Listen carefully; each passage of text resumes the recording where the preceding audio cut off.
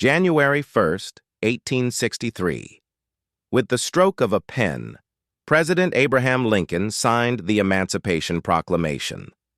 In the popular imagination of American history, this is the singular moment the chains of chattel slavery were broken across the nation.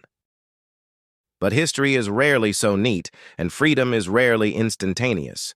The proclamation was a masterstroke of political and military strategy, yet its immediate reality was deeply flawed. It declared that all persons held as slaves within the rebellious states are, and henceforward, shall be free. Notice the crucial limitation in those words. Within the rebellious states. This document did not apply to the border states loyal to the Union, where slavery remained perfectly legal. More importantly, in the deep recesses of the Confederacy, where Union boots had not yet stepped, the proclamation was nothing more than a piece of paper. For millions of enslaved people, the news was deliberately suppressed by plantation owners, or entirely unenforceable due to the ongoing fog of war. The illusion of immediate freedom masked a brutal truth. The institution of slavery would cling to existence until forced to surrender by the tip of a bayonet. As the Civil War raged across the eastern and western theaters, Texas occupied a unique and isolated position. Geographically distant from the primary fronts of the war, the Lone Star State became a safe haven for the institution of slavery. It was the outermost edge of the Confederacy, buffered by hundreds of miles of rugged terrain and protected by a coastline that Union forces struggled to effectively blockade. Recognizing this geographic isolation, slaveholders from states like Mississippi, Louisiana, and Virginia began a massive migration. They packed up their belongings and forced thousands of enslaved people on grueling treks toward Texas, seeking to keep their property far away from the advancing Union armies. Texas was viewed as an impregnable stronghold where the old racial hierarchy could be preserved indefinitely. By the time the war neared its end, more than 250,000 enslaved people were trapped within the borders of Texas, working the vast cotton fields. Entirely cut off from the sweeping tides of change transforming the rest of the American South. The war ended in April 1865 with the surrender of Robert E. Lee at Appomattox Courthouse. Yet 2 months later, life in Texas continued as if the Confederacy still stood. It was not until June 19, 1865, that the reality of the Union's victory finally marched into Galveston, Texas. Major General Gordon Granger, alongside thousands of battle-tested Union soldiers, including regiments of the United States Colored Troops, arrived to occupy the state and enforce the laws of the United States. Stepping onto the balcony of the Ashton Villa, or reading from various public locations across the city, Granger delivered a message that shattered the status quo. It was General Order No. 3. The words were stark, direct, and revolutionary. The people of Texas are informed that, in accordance with a proclamation from the Executive of the United States, all slaves are free. This involves an absolute equality of personal rights and rights of property between former masters and slaves, and the connection heretofore existing between them becomes that between employer and hired labor. Imagine the atmosphere in Galveston on that scorching June morning. The announcement did not trigger a singular, uniform reaction. Instead, it unleashed a complex wave of overwhelming emotions. For many, there was instantaneous euphoria. Shouts of praise, tears of joy, and spontaneous songs of freedom echoed through the streets and church pews.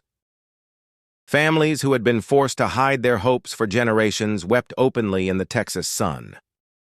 But beneath the initial celebration lay a profound sense of shock and deep-seated anger.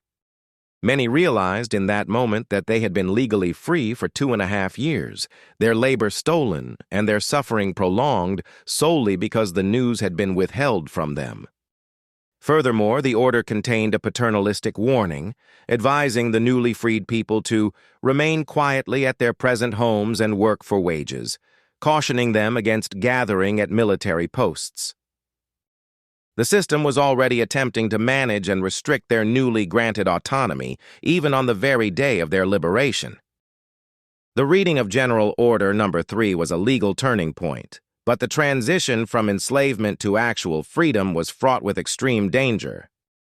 Many plantation owners refused to acknowledge the order, hiding the news until the harvest was finished.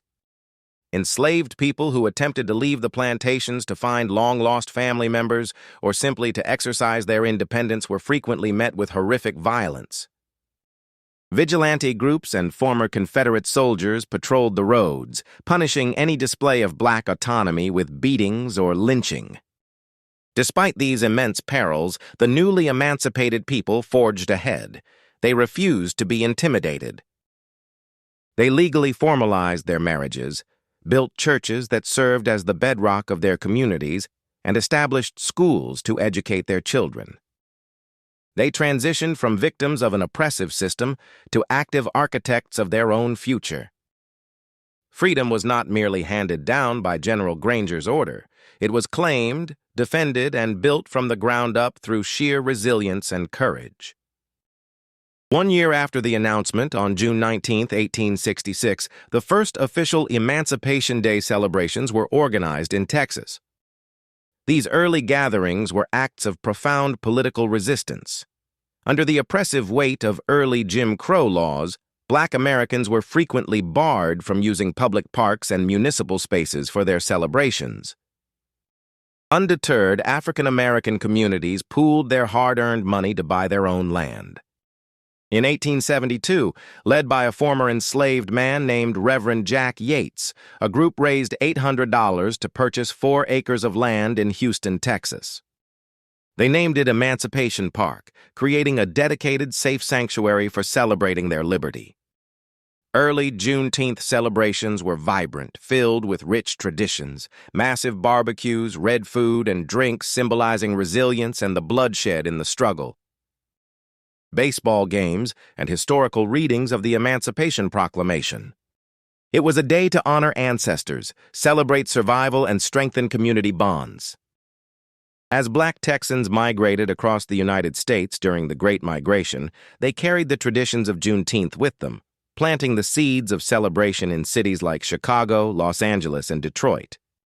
The holiday experienced a powerful resurgence during the civil rights movement of the 1960s, serves as a poignant reminder that the struggle for true equality was ongoing. In 1980, Texas became the first state to declare Juneteenth an official state holiday, thanks to the tireless efforts of freshman state legislator Al Edwards. The decades-long campaign for national recognition culminated in June 2021, when President Joe Biden signed the Juneteenth National Independence Day Act into law, making it the first new federal holiday since Martin Luther King Jr. Day was established in 1983. Activists like Opal Lee, the grandmother of Juneteenth, who walked across the country to raise awareness, stood by his side. Today, Juneteenth stands not just as a celebration of an end, but as a perpetual reminder of a delayed promise. It challenges America to confront its past honestly and to continue striving toward a future of genuine, unyielding equality for all.